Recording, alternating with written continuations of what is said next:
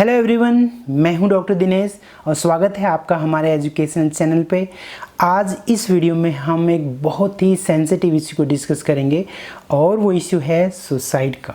जब भी कोई सोसाइटी में सुसाइड करता है तो बहुत दुख होता है उसको देख के, और मन में एक ख्याल आता है कि काश अगर उस बंदे से कोई बात करता तो शायद वो बंदा बच सकता था।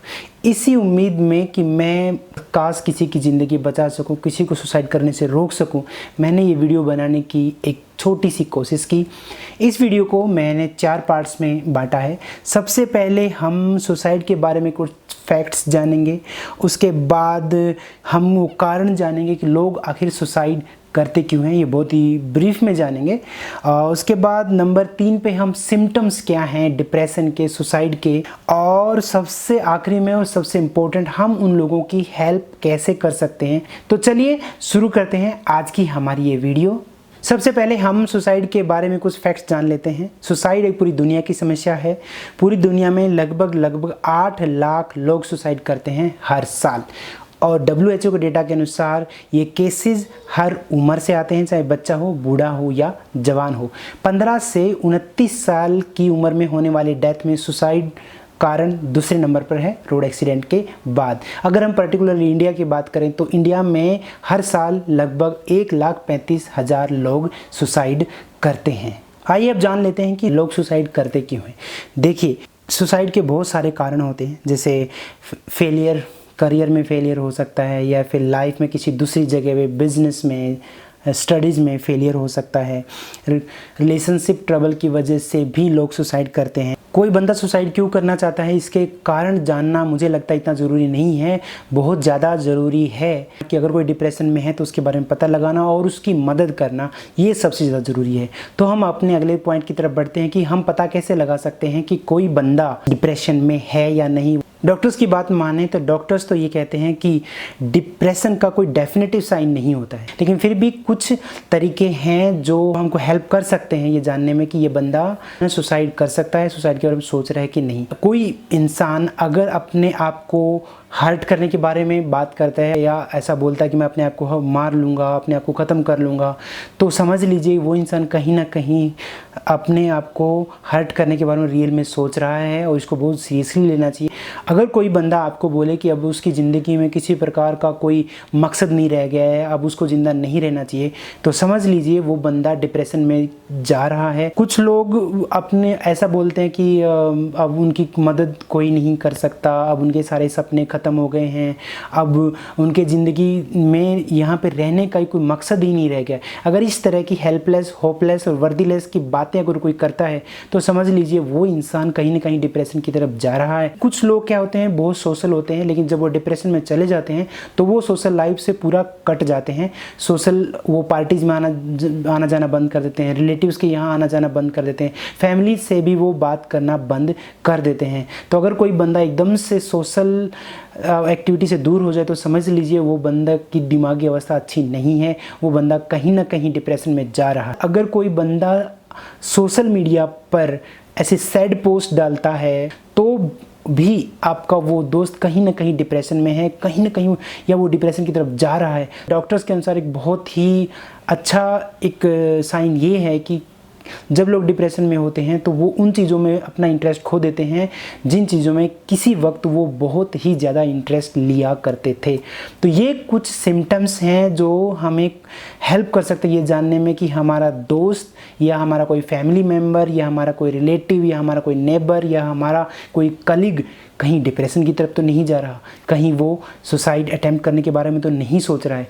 तो अगर ऐसा कुछ है तो हमें उस बंदे की हेल्प करनी चाहिए। अगले पॉइंट की तरफ बढ़ते हैं कि हम उस बंदे की, जो बंदा हमको लगता है कि सुसाइड करना चाहता है, उसकी हेल्प कैसे कर सकते हैं।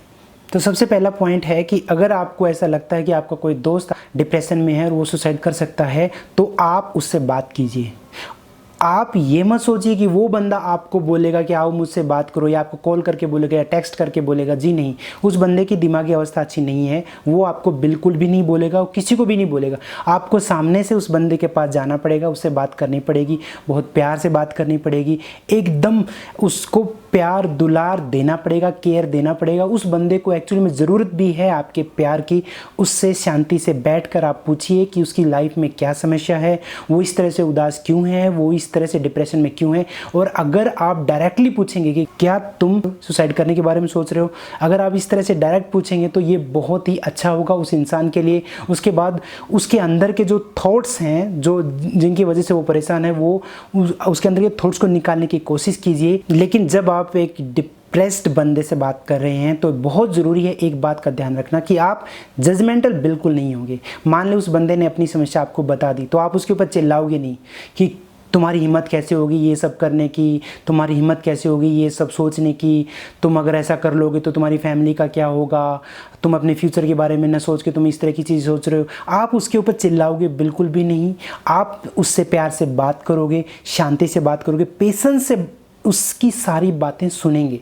आप बस सुनते रहिए, उसके अंदर के जो भी थॉट्स हैं उनको बाहर निकलने दीजिए। कोई जजमेंट नहीं देना है, बस सुनते रहिए, उस बंदे को सुनते ही रहिए। जब उसके अंदर के सारे थॉट्स बाहर आ जाएंगे तो वो बंदा धीरे धीरे नॉर्मल फील करेगा। यहाँ पे एक बहुत ही इम्पोर्टेंट ये है कि अगर कोई बंदा आपको पता चल गया कि डिप्रेशन में है, वो सुसाइड की कोशिश कर सकता है, तो उस बंदे को आप कभी भी अकेला मत छोड़िए। वो बंदा अगर अकेला रहा तो वो खुद को हर्ट कर सकता है। और अगली बात, आप जहाँ पर वो बंदा है, कमरे में, घर में, कोई भी तेज़ धार वाली चीज़ जैसे चाकू हुआ, ब्लेड हुआ, उसके आसपास नहीं दिखना चाहिए उस बंदे को, क्योंकि वो बंदा डिप्रेस्ड है। उसकी जो मानसिक अवस्था है वो सही नहीं है, तो उसको नहीं पता क्या सही है और क्या गलत है, क्या उसको करना चाहिए क्या नहीं करना चाहिए। अगला बहुत ही महत्वपूर्ण पॉइंट, आप अपने डिप्रेस्ड फ्रेंड को दिमाग के डॉक्टर के पास लेके जाइए। देखिए, डिप्रेशन एक बीमारी है और इसका इलाज बहुत ही आसानी से हो सकता है। बस आप डॉक्टर के पास जाइए, वो आपसे बात करेंगे, कारण जानने की कोशिश करेंगे और उसके बाद आपको दवाइयाँ देंगे डिप्रेशन की, और उन दवाइयों में कुछ ही महीनों में आप ठीक हो जाएंगे। अगर कोई डिप्रेस्ड बंदा मेरी इस वीडियो को देख रहा है तो मेरी रिक्वेस्ट है कि प्लीज़ आप डॉक्टर के पास जाइए। डॉक्टर आपका इलाज बहुत ही अच्छे तरीके से करेंगे। कुछ ही महीनों में बहुत ही नॉर्मल फील करेंगे। जो आप आज फील कर रहे हैं ना, इससे बहुत ही अच्छा आप फील करेंगे। तो प्लीज़ आप ज़्यादा परेशान मत होइए, आप डॉक्टर के पास ज़रूर जाइए, खुद को हर्ट बिल्कुल भी मत करिए। एज ए सोसाइटी हमारी भी कुछ रिस्पॉन्सिबिलिटी बनती हैं। जैसे हमारे यहाँ पे क्या होता है कि अगर कोई बंदा साइकियाट्रिस्ट के पास चला गया तो उसके ऊपर पागल होने का एक लेबल लगा देते कि ये तो पागल है, ये पागलों के डॉक्टर के पास गया था। ऐसा नहीं होता। डिप्रेस्ड लोग पागल नहीं होते, बस वो मानसिक रूप से बीमार होते हैं।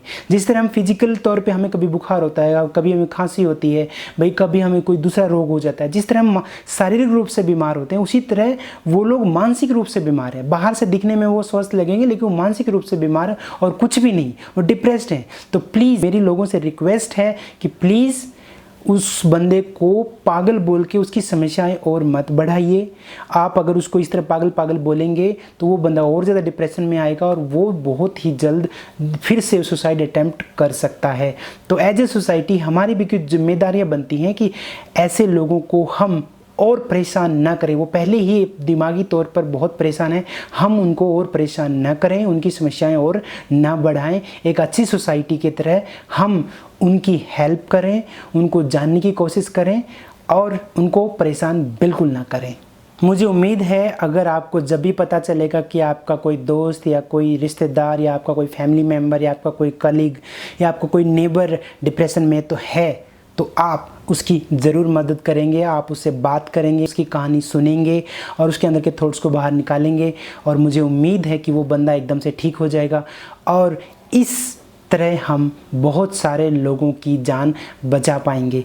तो इस वीडियो में इतना ही। मुझे उम्मीद है इस वीडियो को देखने के बाद जो लोग डिप्रेस्ड हैं वो भी डॉक्टर के पास जाएंगे और अपना इलाज कराएंगे और डिप्रेशन से बाहर आ जाएंगे।